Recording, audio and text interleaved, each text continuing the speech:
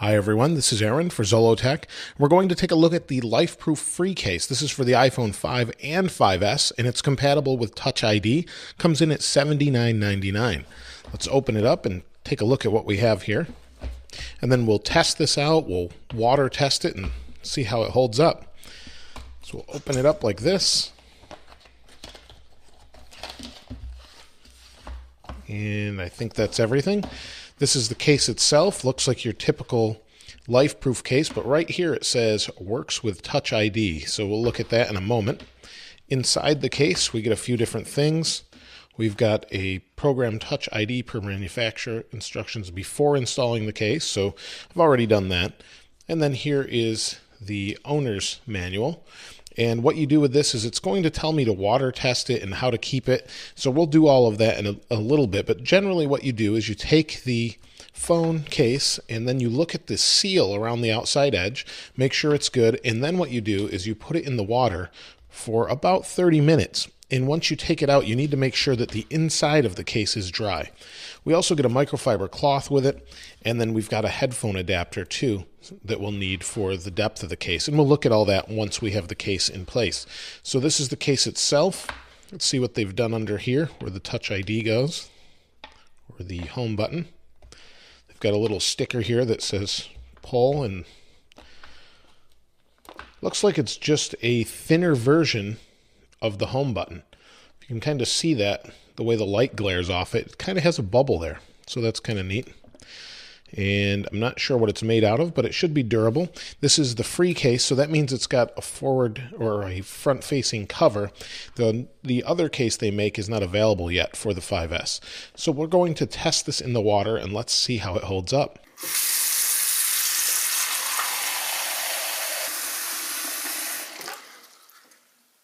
I've tested all the seals. Everything appeared to be good. So we'll place it in the water just like this.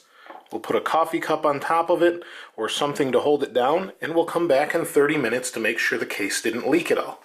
I've taken the case out of the water, dried it off a little bit. We'll finish drying it off, and then what we need to do is look inside for any signs of water. So we pop this bottom open here, and we need to pop the back off. Now you can do this with a quarter or just pull hard here. And inside, it looks pretty good. One is a little speck that just flicked there when I opened it up. The bottom is a little wet right here on the seal, but nothing got into the case, so it means we're good to go as far as putting our iPhone in it. So just like the other iPhone cases from LifeProof, they're all completely sealed, and you have a sealed port on the bottom for your headphone adapter. And before we place the iPhone in, we need to take this out. And they've left a strap here. It's one improvement they made last year on their iPhone cases so that you don't lose this little piece. They used to include an extra one, and now you just have this strap here so you don't lose it. Here I have the iPhone 5S, and we'll test the Touch ID. We'll hold it here, it should unlock, and it unlocks. If I lock it again and use a finger I haven't programmed, it shouldn't work and says try again. So we're going to test that once we get it in this case. So we'll place it in. There's not really room for screen protectors or anything like that, so we'll just slide it into the case here, and then we take the back and start clipping around the edge.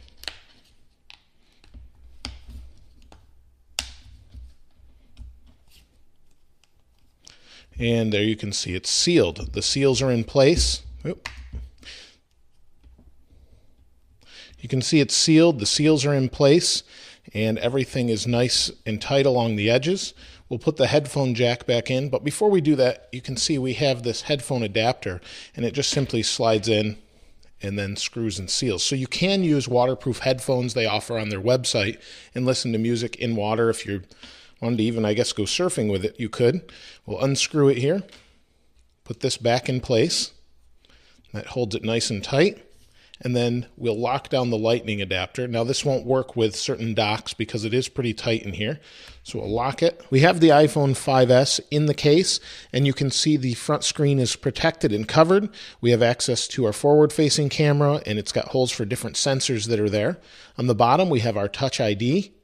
On the side, we have volume up and down, and the buttons seem to work well. We have the vibrate switch here that works fine. And then on the top, we have access to our sleep wake button.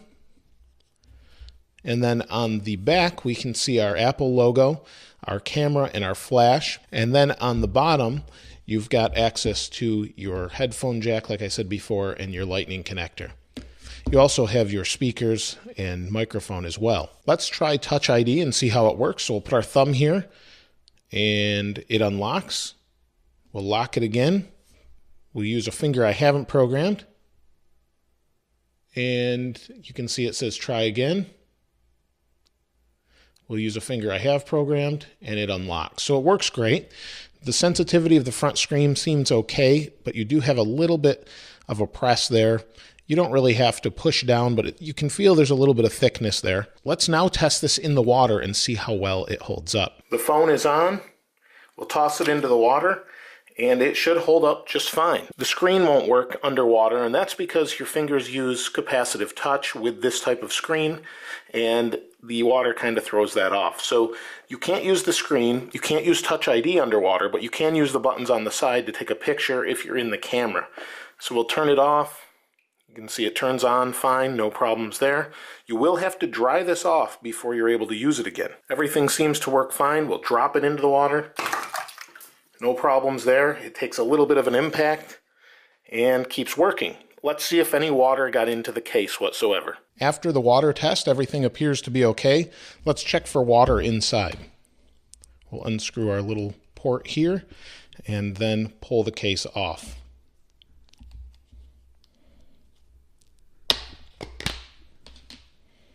So you can see there's a little bit of water that splashed from this surround here, and everything appears to be okay. Let's pop the phone out, and you can see it seems to be working just fine. No problems here, no water.